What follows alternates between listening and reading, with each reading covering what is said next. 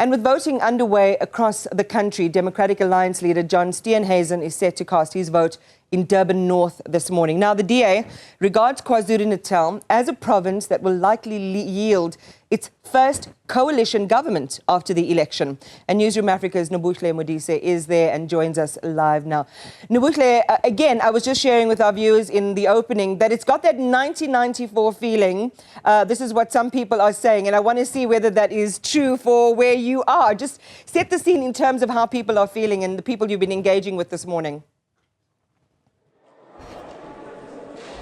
Indeed, man, the atmosphere is quite electric. As you can see, the people behind me all smiles. People can't really wait to cast their ballot. And, you know, because this is Durban North, Michelle, we're not seeing like long queues as I've been seeing my colleagues, you know, in other parts of the country. But it is a significantly long queue. I'm going to step out of shot so my colleague, Lungelo Zungu, can just show you. We're also going to try and just walk around so we can just speak to some of the people here. But people have been coming in, making their way to come and cast their vote. This is Durban North. You'd remember that the eThekwini municipality is under a ANC-EFF coalition at the moment, and the composition of the council at the moment with regards to the DA is at around 58 seats. But yeah, these are the people that you can see, all smiles. I'm going to try and speak to some of them. Hi, sir, how are you? Good morning. You're live on Newzroom Afrika. How are you feeling about this morning? A lot of people saying it almost feels like 1994. How does it feel for you? It feels pretty cool. Yeah, I'm just excited to vote and get my vote in there, and yeah, see if anything changes, and it'll be pretty cool. What are some of the changes you would specifically want to see, especially in eThekwini? Oh, so no load shedding first off would be great. You know, potholes being fixed up, you know, those type of things. Areas cleaned up, no water shedding. That'll be great. And yeah, so yeah. Thank you very much. Let me go to the lady here. Thank you very much. You're live on Newzroom Afrika. Are you excited? I am excited, yes.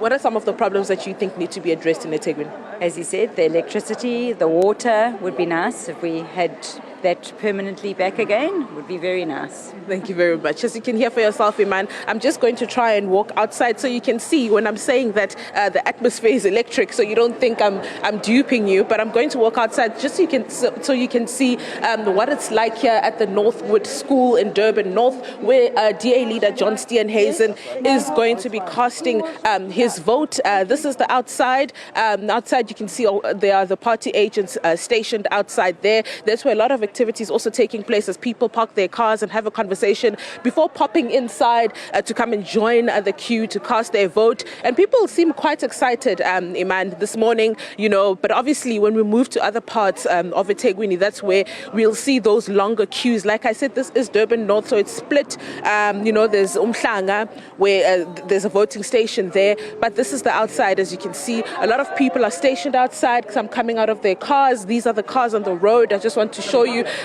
you know, the cars on the road. I'm going to ask my colleague Lungelo to show you just how long that queue is of those cars on the road. But yeah, this is Durban North this morning. Very electric. People excited. People wanting to vote for a change. You'd remember that eThekwini has had a number of problems, Iman, specifically when it comes to water. The water situation has been an ongoing situation. You heard those two people that I spoke to in the queue just speaking about how, you know, the water situation has really been a damper in people's spirits. We've had the Water and Sanitation Minister Nqobile here on a number of occasions to address those issues. You'd remember the Durban sewage, you know, saga where a sewage was spilling into the ocean, and because of that, travel and tourism was also affected. And so people are here today to say they're casting their vote because they want to see a change, particularly, especially in the eThekwini municipality. Back to you, Iman.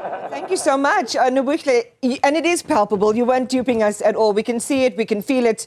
What you're showing us certainly communicates that message. We'll come back to you as soon as you have sight of DA leader John Steenhuisen, who's expected to cast his vote where Nobuhle is. I want to take us now to our reporter Ntsiki Nohiya, who's in the Eastern Cape and is standing by with UDM leader Bantu Holomisa, who's casting his vote in Mthatha. And Ntsiki, good morning. We know that it has been a tumultuous couple of days in the lead up to this moment. Just share with us a quick update on how things are where you are, and then we can launch into that conversation with the UDM leader. Good morning, Iman. Yes, early in the morning today, the voting stations that we visited opened well on time. People were excited to be casting their votes in peace. Remember, in the past few days, it was turmoil here in Mthatha, taxi industry protesting against what they call is an attack by the police against them. But we've seen a number of people jogging, Iman, this morning, and we stopped by and asked them when are they going to go to the voting stations and cast their votes. They were saying to us that they will go late in the afternoon today, and in other voting stations, people were trickling in and the weather is fine, and they're not afraid of anything. They're not afraid because there is security on the ground. There's SANDF on the ground guarding this entire city and the surrounding areas. However, I do have here General Bantu Holomisa, the UDM leader, who is vying for the position of the premiership here in the Eastern Cape. I'm going to bring him to this conversation. General, good morning and welcome to Newzroom Afrika. Thanks for making time out to talk to us. This is the D-Day. Are you nervous? I'm not nervous at all. The UDM is ready to participate in these elections in order to strengthen the project called Democracy of South Africa. You have crisscrossed the country. You have campaigned for the UDM. How is it looking? You might have seen people responding when you were holding rallies. Well, the people are complaining a lot about the infrastructure which is collapsing in the Eastern Cape.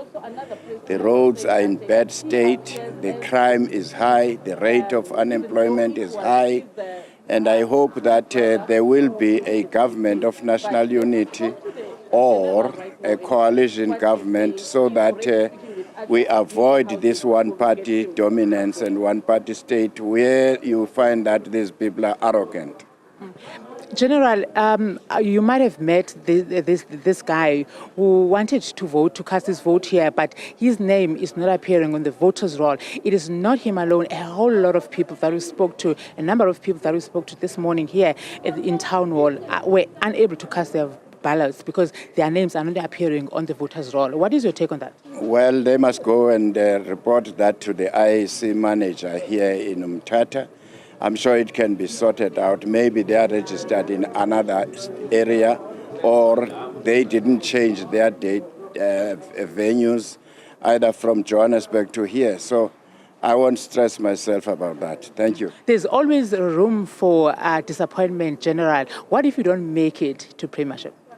Well, the United Democratic Movement is clear. We are here to rescue the situation. If the people of this region are not ready for that, the UDM will still continue at national level, and I will still continue to occupy the crease and hit them for 4s and 6s as I've been doing. Today we don't have a speaker. That's UDM. Thank you very much, General. That the Iman, the UDM leader, General Bantu Holomisa, confident that he will take it, even if he doesn't make it to the premiership. He won't be disappointed because he will soldier on, continue fighting to become the premier of this province. I must say, Iman, the KSD municipality is about more than 300 voting stations and 32 wards. And the Eastern Cape, the entire Eastern Cape, Iman, has got about 37 municipalities. 6 of them are district municipalities and 2 metros. So we're hoping that everything goes well in other voting stations. Otherwise, around Mthatha, where there was turmoil in the past few days, it is all well, and the voting stations opened well on time, and people are excited, queuing in those queues. Others were on queues very early in the morning at about 5 a.m., saying that they just wanted to cast their votes so that they can just go on with their normal business. Back to you, Iman. Ntsiki, thank you very much, and really heartening heartening to see the voter turnout, the sense of calm that has returned to the province, but also some concerns there around issues of a non-registration or not being able to vote at that voter station. Again, that will be checked in with the IEC, and we'll get some answers from them a little bit later on. Ntsiki Nohiya there for us in the Eastern Cape. Well, inmates across the country's prisons will also be able to exercise their democratic right to vote in these elections. And Newzroom Afrika's Nqobile Madlala is at the Kgosi Mampuru II Correctional Centre. This is in Tshwane, and she joins us live now. Good morning. The feeling that we've been getting from different voting stations that we've been at Nqobile is one of excitement. People are really out and about and early at some of the voting stations just to be able to cast their ballot. What can you tell us from where you are? Well, Iman, yes, even where we are in Kgosi Mampuru, quite a lot of prisoners or inmates rather have been here as well. They've already casted their votes. Just behind me, as you can see, those are some of the lines that are forming here. But in the passages around here, you can see also other lines that are being held off just to make sure that everybody has their right to vote. But it seems like there's quite a lot of excitement around it, and they are looking forward to voting. You will remember that IEC did say that they want over 100,000 inmates to be able to vote in 2019. In 2019, they had about 15,000 inmates that were able to participate in the voting. But of course, we are told by the minister that those numbers are actually looking up. So I want to bring in some of the inmates that are here to speak to us. And Nobuhle, of course, you have already voted. Tell me, how did the process go? Were you excited? Yes, I am excited, and then the process went very well. I mean, it is very important for me to vote personally while I'm incarcerated here. So yes, I'm very happy. Why is it so important for you to exercise this right? It's like getting involved in or having a say in the management of our country. I mean, it's important for me. Yes, and I'm happy to cast my vote today. Thank you very much, Nobuhle. And I want to bring in now Tshwane to speak to us. And I mean, you have a reason why you wanted to vote. Tell us, what is your reason? Well, first and foremost, I would like to extend my gratitude regarding being granted this opportunity to vote. As much as I know it's my democratic right, but I do believe that being granted this opportunity, it means that the country itself, the state of South Africa, do believe that as much as I have committed crime, but I can still be rehabilitated and add value in the solutions that, actually the problems, to come with a solution in this country. So my vote, I do believe that it will change someone's life. Currently, we are experiencing a high number of graduates who are staying at home, who are not working, and they have worked so hard to acquire those qualifications. And some of them, they end up turning into crime, coming here and join us here. So to vote, I do believe that the party that I have put in can be able to prevent such, because I do believe that as much as I highly appreciate the contribution of those who fought for freedom, but now it's time for the young blood to take over and to take the bait and move on, because now we are living in the new era. The struggle is no longer the same as before. We've got a struggle when it comes to our economy at the present moment. We've got a struggle of drugs in our country. And I'm highly disappointed that drugs are still not considered to be the worst crime in South Africa, because in most cases when remissions are granted, the people who are dealing with drugs are released. And for me, as I've got an experience of this place, I came here as a juvenile. I'm 39 now. When I came here, I was 19. The crime I committed, I don't justify it, but I used to do drugs. So I do believe that by preventing drugs into our country, it will help us in terms of this pandemic of SGP, most especially the rapes that are taking place, as well as the murders. Thank you very much, Tshwane. And I'm going to bring you in, Luyanda, as well. You have casted your vote.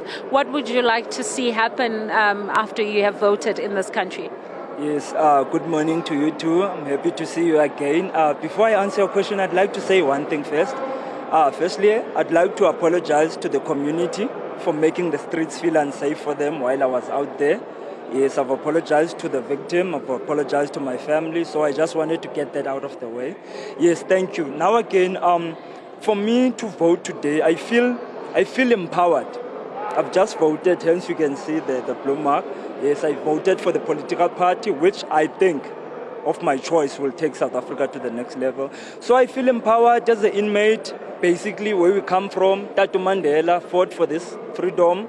So now we are reaping the benefits of it. Yes, but in a more efficient manner. Yeah. And what would you like to see? What sort of change would you like to see after this? What I would like to see, especially since I'm here, hence I said last time, I've seen more rehabilitational programs now. I see Super Sport coming here to coach the guys who do soccer. So based on me, since I'm an LLB graduate, I'd like to see the government also allowing me to go and do my practical vocational training as a law student. Thank you very much. Well, as you can hear there, Iman, they are very looking forward to a prosperous future, essentially, for this country, and that's why they've casted their votes. That's what they're telling us. Nqobile, just trying to just hold back emotions, really, as I listened to the inmates share their stories, their aspirations for the country. And what was really poignant was what Luyanda said about creating an environment in civil society where people don't offend because they are either gainfully employed, gainfully engaged. And these are some of the preventions that really the 7th administration has to take very, very seriously. Thank you very much for bringing those stories to us from the Kgosi Mampuru Correctional Centre.